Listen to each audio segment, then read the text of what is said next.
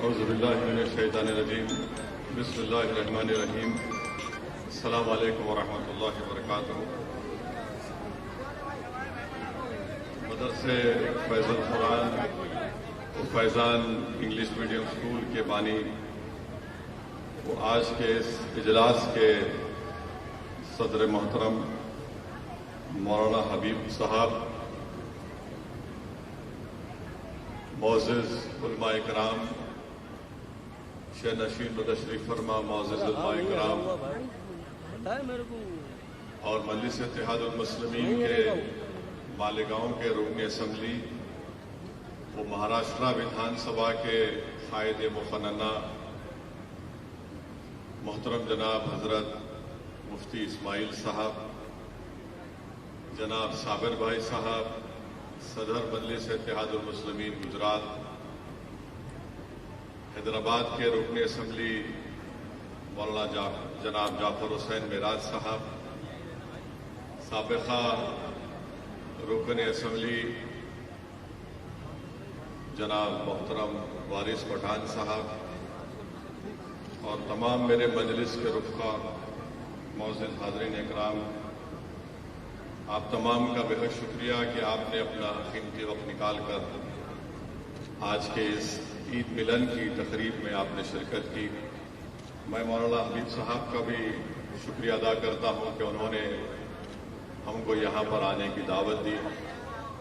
میرے عزیز دوستوں اور بزرگوں، میں میڈیا کا بھی شکریہ ادا کرتا ہوں کہ وہ آج کی اس عید ملن کی تقریب میں آئے اور انہوں نے مجھے وہاں سے یہاں پر لا کر کھڑا کر دیا تاکہ میں جو بولوں وہ آواز صحیح طریقے سے پہنچا سکے، کیونکہ وہی ان کو ہی لگتا ہے کہ ایئر کولر کے درمیان میں ہماری آواز صحیح طریقے سے ان کے ٹی وی کے کیمرے پر نہیں سنائی دے گی۔ تو مجھے کوئی اعتراض نہیں ہے، آپ کہیں پر کھڑا کریے، میں بولنے تیار ہوں، اور میں بدنام بھی اسی لیے بھی ہوں کہ میں زیادہ بولتا ہوں۔ میرے عزیز دوستوں اور بزرگوں، عید ملن کی تقریب ہے۔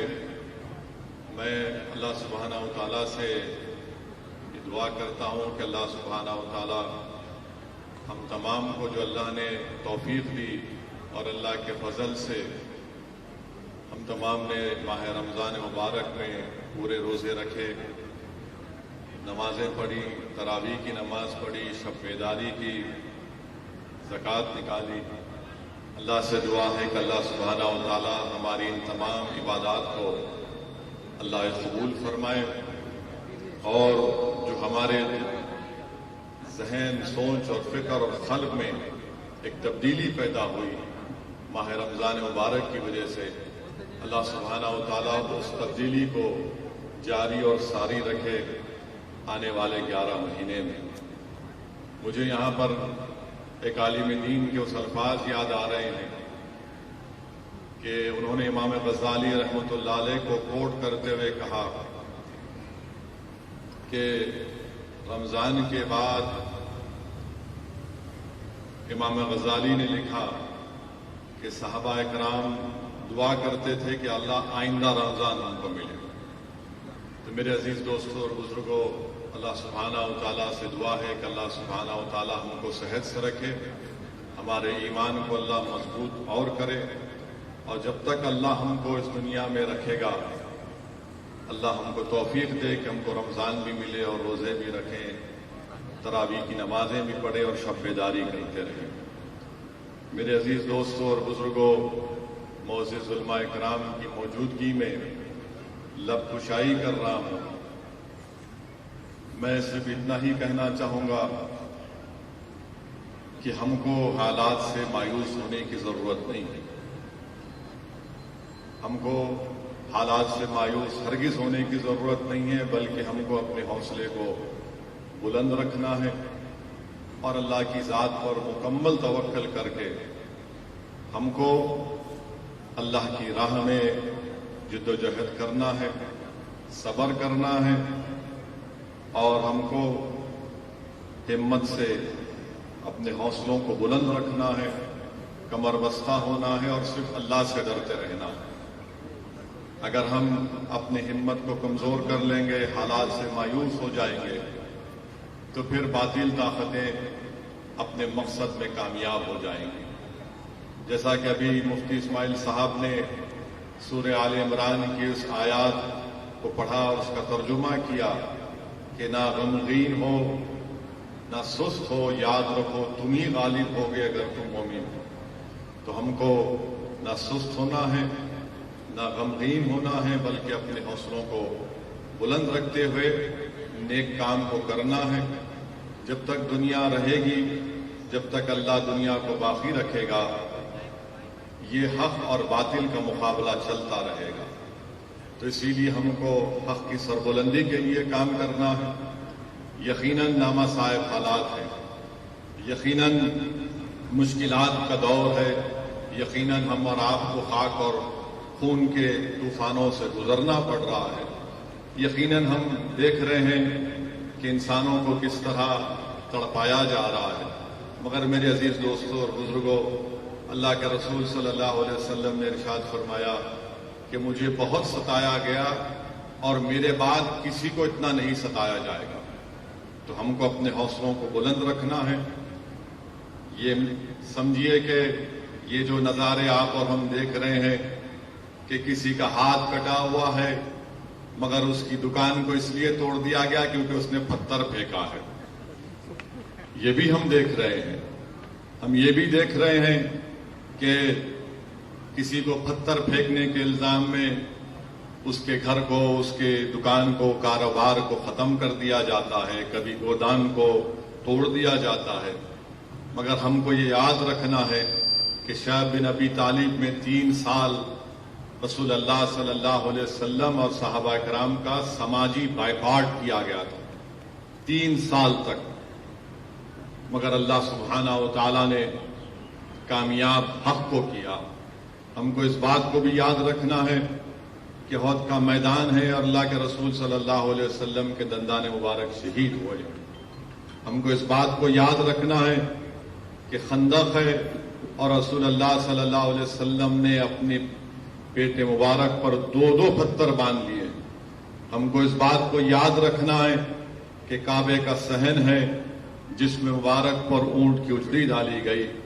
ہم کو اس بات کو یاد رکھنا ہے کہ کعبے اور مکے کی سرزمین پر حضرت بلال کو تکالیف دی گئی۔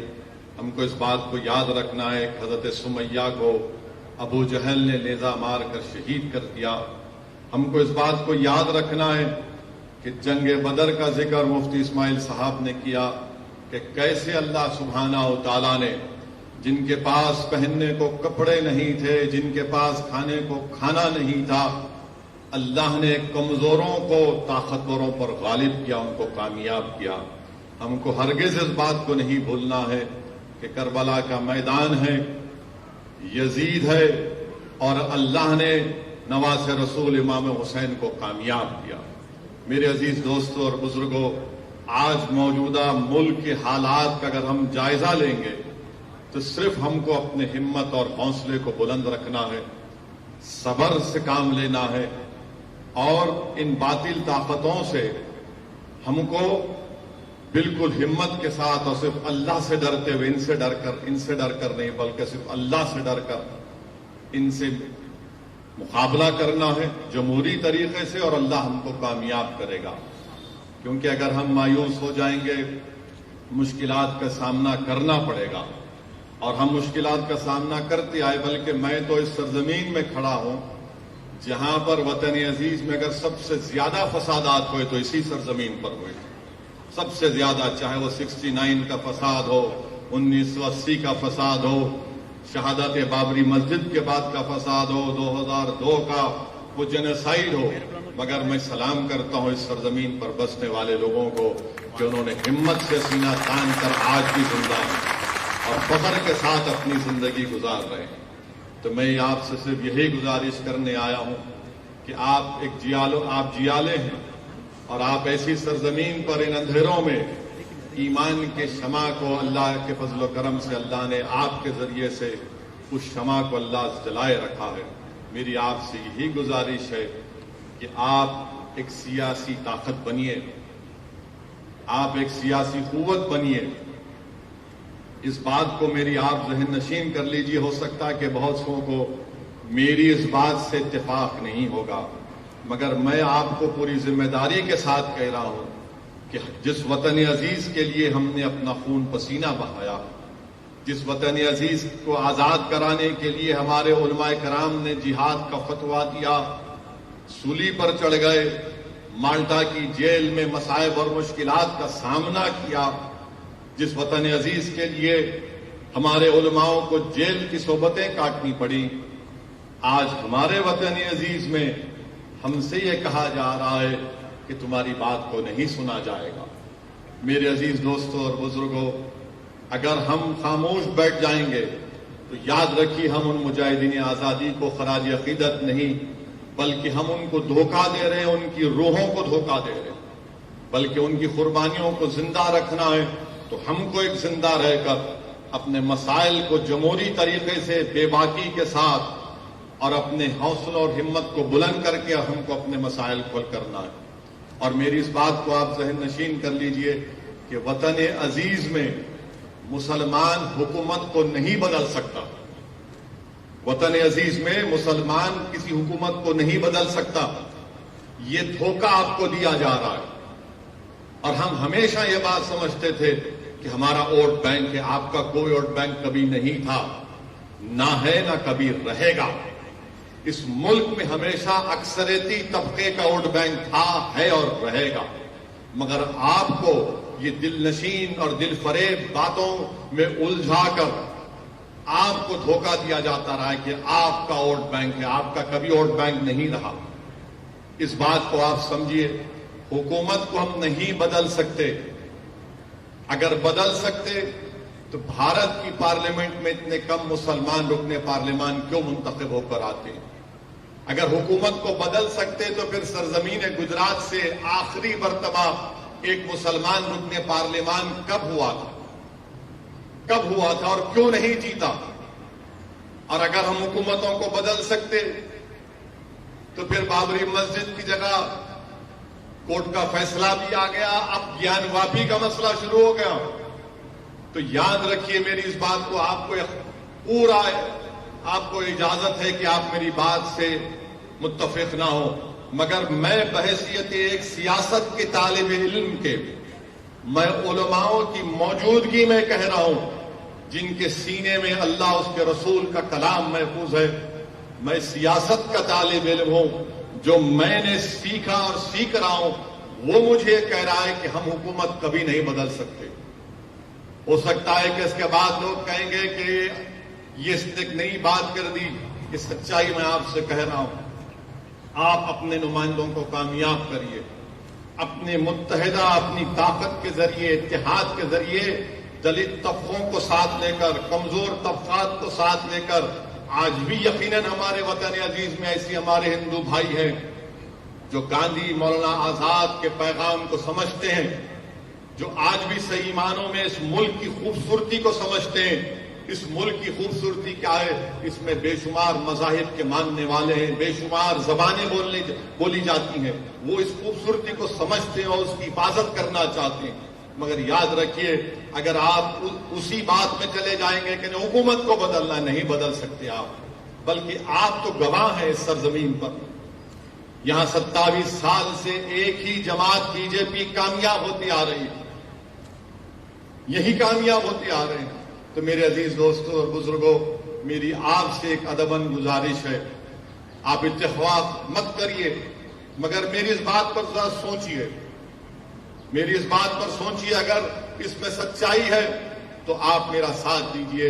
اگر آپ کو لگتا ہے کہ اسد الدین اویسی لفاظی کر رہا ہے تو آپ اس کو مسترد کر دیجئے.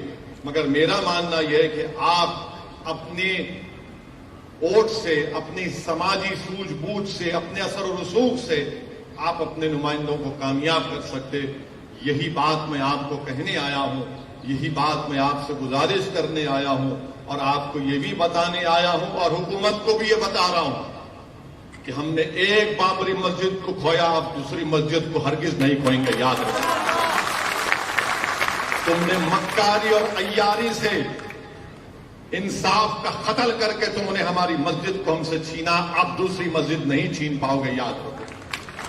अब हम तुम्हारी इन बातों का भरोसा नहीं करने वाले कि हम बचाएंगे, नहीं तुम नहीं बचाओगे, अब हम बचाएंगे अपने मसाजिद को, अपनी तहजीब को इंशाअल्लाह।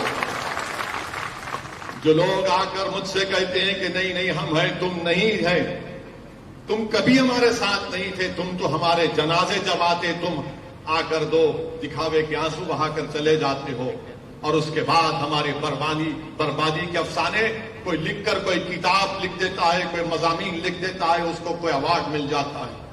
मेरे अजीज दोस्तों और बुजुर्गों, मैं आपके दरमियान में जिम्मेदारी के साथ खड़े होकर कह रहा हूं कि ज्ञानवापी मस्जिद थी और है और रहेगी इंशाअल्लाह ताला। 1991 का कानून यह कहता है कि 15 अगस्त 1947 को जो मस्जिद मंदिर थी वो बरकरार रहेगी, और अगर कोई उसके नेचर और कैरेक्टर में तब्दीली पैदा करना चाहेगा तो 91 का पार्लियामेंट का कानून कहता है कि उन पर केस बुक करो, जेल भिजाओ, और अगर कोर्ट ने फैसला दिया तो 3 साल की सजा है। तो ये चीज को आपको समझना है। चौथी चीज मैं आपको बताना चाह रहा हूं कि ये जो फिरका परस्त ताकतें हैं, और फिरका परस्त ताकतें सिर्फ बीजेपी नहीं है, इसमें कांग्रेस भी है, आम आदमी पार्टी भी है, समाजवादी पार्टी है, ये सब ये चाहते हैं कि मुसलमान सिर्फ घर में मुसलमान रहे, जब घर के बाहर रहे निकले तो मुसलमान ना रहे। मैं थाली मारने के लिए नहीं कह रहा हूं, इनका मकसद एक ही है कि आप मुसलमान रहे तो सिर्फ घर में रहे, घर के बाहर जब निकलोगे तो हमारी तहजीब को तुमको एहतराम करना पड़ेगा। इस मुल्क में मेरी और तुम्हारी तहजीब नहीं है, इस मुल्क की खूबसूरती है कि इसका कोई मजहब नहीं है, इस मुल्क की ताकत यह है कि इसकी कोई तहजीब नहीं है, मगर ये ताकत ये चाहती है कि जब आप घर से निकले तो अपनी तहजीब को, अपनी पहचान को, अपनी शनाख्त को छोड़कर निकले। ये भारत का संविधान, भारत का आईन इस बात की इजाजत देता है कि आप अपने कल्चर पर चले। अगर कोई पूछेगा कौन सी आर्टिकल है संविधान की, तो भारत का संविधान जिसको अंबेडकर ने बनाया वो आर्टिकल 29 है। तो हम अपनी तहजीब को, अपनी शनाख्त को बरकरार रखेंगे, घर में भी रखेंगे, घर के बाहर भी रखेंगे। और जो मैं बात आपसे कह रहा था कि हुकूमत नहीं बदल सकते, कोई पूछेगा कि बताओ वैसे इसकी मिसाल दो, सबूत दो, प्रूफ दो। ज्ञानवापी मस्जिद का मसला चल रहा है, क्या कांग्रेस बोलती है? क्या समाजवादी पार्टी बोलेगी? क्या बीएसपी बोलेगी? कोई नहीं, सब खामोश बैठे हैं। ये इसलिए खामोश बैठे हैं कि आपका वोट बैंक नहीं है, आपका वोट बैंक नहीं है ना आपका वोट बैंक था कभी। यकीनन मुझे अंदाजा है कि मेरे आज की इस तकरीर के बाद शाम में 6 बजे से हमारा निकाह शुरू हो जाएगा। तो रोज की आदत है, बगैर हमारे निकाह इनका टीवी बिकता नहीं है। मगर सच्चाई यही है। क्यों नहीं बोलते भाई आप? अगर आप बीजेपी से अलहदा हैं, मुख्तलिफ हैं, तो बोलो ना, बोलिए। नहीं बोलेंगे, इसलिए नहीं बोलेंगे कि इनको मालूम कि मुसलमान इनको हमने मुसलमानों के जहनों को खरीद लिया समझते। इनको सिर्फ डराओ और उनसे सिर्फ कहो कि हुकूमत बदलना है। हुकूमत बदलना कि अगर चीफ मिनिस्टर किसी को बनना है, किसी को प्रधानमंत्री बनना है, तो उसको भारत को बचाना है। अगर वो अपनी पार्टी को बचाएगा तो भारत कमजोर हो जाएगा, याद रखो। अगर भारत को मजबूत रखना है तो यहां पर बसने वाले हर शख्स को इज्जत की जिंदगी के साथ जीने का मौका मिलना चाहिए। ये कैसे हो सकता है कि जिसका हाथ कटा हुआ है उसके आप दुकान को तोड़ते हैं? जो 75 साल का बूढ़ा है उसको मार मार कर कहते हैं कि तुमने पत्थर फेंका। ये कौन सी इज्जत हमको दी जा रही है कि बगैर कोई कानूनी कार्रवाई के हमारे घरों को तोड़ दिया जाता है, मस्जिद के सामने की गेट को तोड़ दिया जाता है, बाजू दूसरी इबादत का है हाथ नहीं लगाया जाता, खबर को मिसमार कर दिया जाता, सामने किसी और की इबादत का है, भारत की दारुल हुकूमत दिल्ली में कुछ नहीं किया जाता और कोई नहीं बोलता, कोई नहीं बोलता। हम जब दिल्ली में थे, मैं गया तो रात में किसी ने मुझसे कहा कि क्या ओवैसी तुम भी नहीं आओगे? میں نے کہا میں آیا اسی لیے ہوں. تو بولے آپ آ کر جاؤ, اس مسجد میں آؤ اس مسجد میں آ کر آپ دیکھو کہ سامنے مسجد کے سامنے دیوار کو اور گیٹ کو منہدم کر دیا گیا. میں رات میں گیا وہاں پر, مگر میرے عزیز دوستوں اور بزرگوں, یہ اسد الدین اویسی ایک سے ہونے والا کام نہیں ہے, اور اللہ مجھ سے اگر کام لے رہا ہے تو اللہ کا کرم ہے. میں یہاں پر بیٹھ کر میری تعریف میں بہت جملے سنا. اللہ مجھے معاف کرے, کیونکہ تعریف صرف اللہ کی ہو سکتی اور کسی کی نہیں ہو سکتی. اور اللہ نے مجھے موقع دیا, عزت دیا, تو اللہ کا کرم ہے. یہ دعائیں ہیں اولیاء اللہ کی, یہ صدقہ ہے نبی کریم صلی اللہ علیہ وسلم کا. یہ اہل دل کی توجہ ہے مجھ پر کہ اس جیسا ادنا شخص گناہگار کچھ بول سکتا ہے ایوانوں میں, باطلوں کے سامنے, ظالموں کے سامنے. تو میرے عزیز دوستوں اور بزرگوں, آپ مجلس کو اپنائیے, آپ مجلس کو مضبوط کریے. آپ اسد الدین اویسی کا ساتھ مت دیجیے, آپ صابر بھائی کا ساتھ مت دیجیے, بلکہ آپ ایک مرتبہ اپنا ساتھ دیجیے. آپ ایک مرتبہ اپنا ساتھ دیجیے. علامہ اقبال نے کیا خوب کہا تھا اس شعر میں کہ اگر تو میرا نہ بن سکا تو اپنا بن. میں کیا کہا تھا علامہ اقبال نے کہ اپنے من میں ڈوب کر پا جا سراغ زندگی. تو اگر میرا نہ بن سکا تو اپنا تو بن. اور آخری بات کہ ہاں الزام مجھ پر لگتا ہے اور لگتا رہے گا, مگر الزام لگانے والوں یاد رکھو یہ دنیا فانی ہے. تم کو بھی جواب دینا پڑے گا اللہ کے سامنے, میں بھی کھڑا رہوں گا.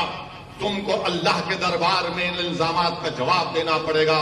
مجھے تمہارے الزام کی کوئی فکر نہیں. تم جتنا جی بھر کے الزام لگاتے لگاؤ.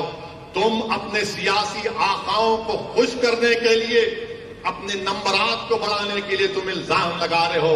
میں جو کام کر رہا ہوں اللہ میرے دل کا حال جانتا ہے. میں اللہ کی خوشنودی کے لیے, اللہ کو راضی کرنے کے لیے, اپنا خاتمہ ایمان پہ کرنے کے لیے میں جدوجہد کر رہا ہوں. کامیابی آج نہیں ملی, کل ملے گی. اگر کل بھی نہیں ملے گی تو حشر کے میدان میں مجھے ملے گی انشاءاللہ تعالی. مجھے اپنے اعمال پر بھروسہ نہیں ہے, مجھے اللہ کی رحمت پر بھروسہ, مجھے اللہ کی فضل پر بھروسہ ہے. اور یہی چیز ہے جو ہم کو یہاں تک لے کر آئی. اگر اسد الدین اویسی حیدرآباد کو چھوڑ کر گجرات کو آتا ہے, بہار کے سیمانچل کو جاتا ہے, راجستھان کو جاتا ہے, تو کیا چیز ہے؟ یہی چیز ہے کہ یہ وقت ایسا ہے کہ آپ کو جمہوریت میں اپنی آواز کو, اپنے نمائندوں کو کامیاب کرنا. لوگ بہت سی باتیں کرتے ہیں, ارے کیا کر لیں گے آپ.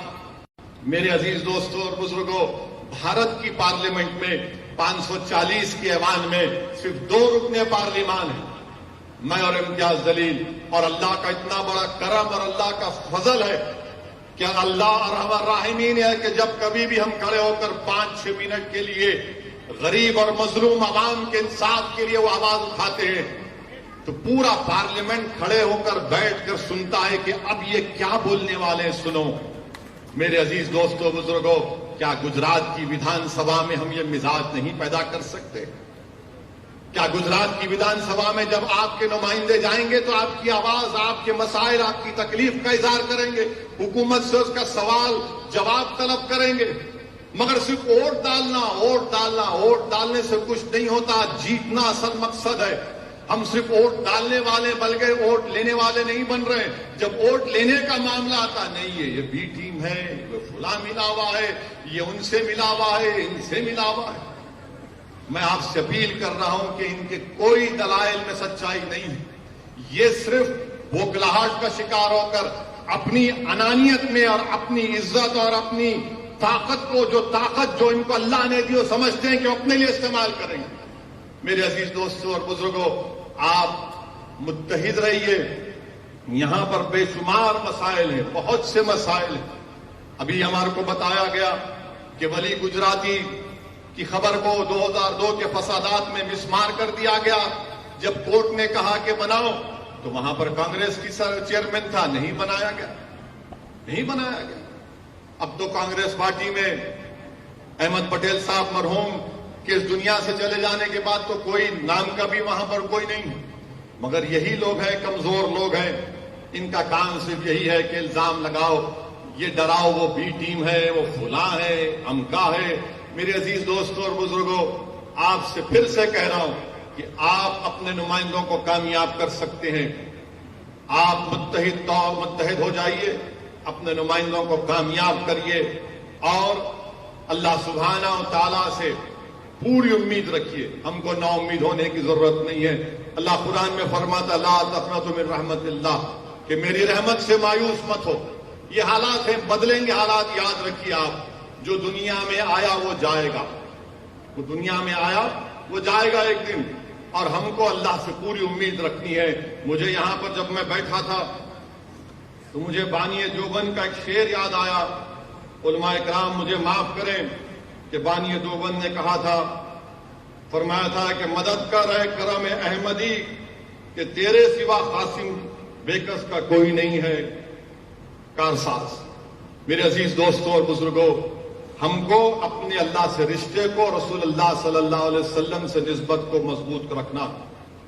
اور جب یہ رشتہ مضبوط ہوگا، ان تمام لوگوں کے چہرے آپ کے سامنے آ جاتے ہیں جو مختلف باتیں کرتے ہیں، مختلف پروگرام ان کے ہیں، مگر اب یہ جو ملک میں جو مسائل ہیں، یاد رکھیے میری اس بات کو، یہ اندھیری رات لمبی رہنے والی ہے.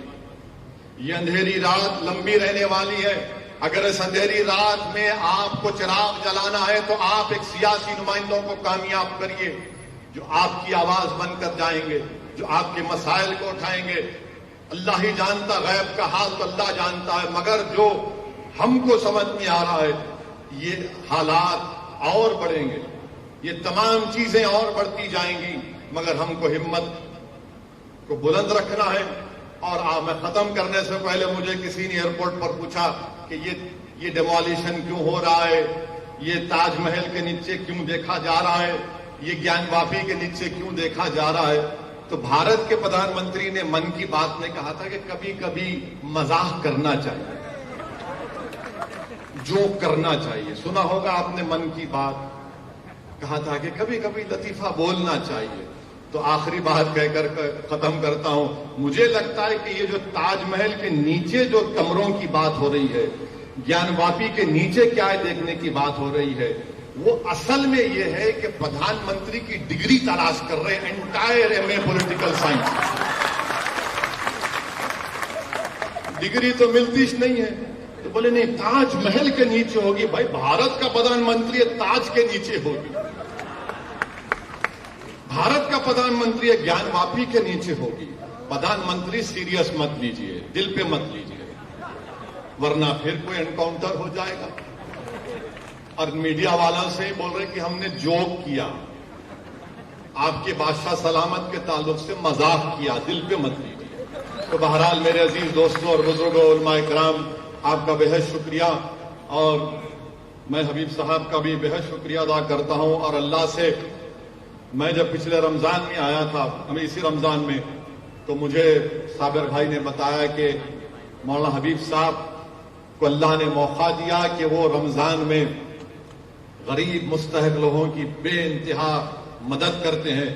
میرے اللہ سے دعا ہے کہ اللہ سبحانہ و تعالیٰ آپ سے اور کام کرے اور خوب آپ مدد کریں، اور اللہ آپ کی حفاظت فرمائے، اللہ آپ کے تمام ساتھیوں کی حفاظت فرمائے، اور اسی طریقے سے آپ کام کرتے جاری رکھیں. آپ کا پھر سے بہت بہت شکریہ حبیب صاحب. السلام علیکم ورحمۃ اللہ.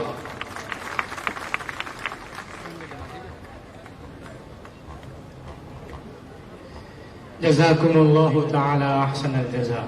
مکرمی سامعین، بڑے ادب اور احترام کے ساتھ آپ مجلس اتحاد المسلمین کے چیف کو سماعت کر رہے تھے.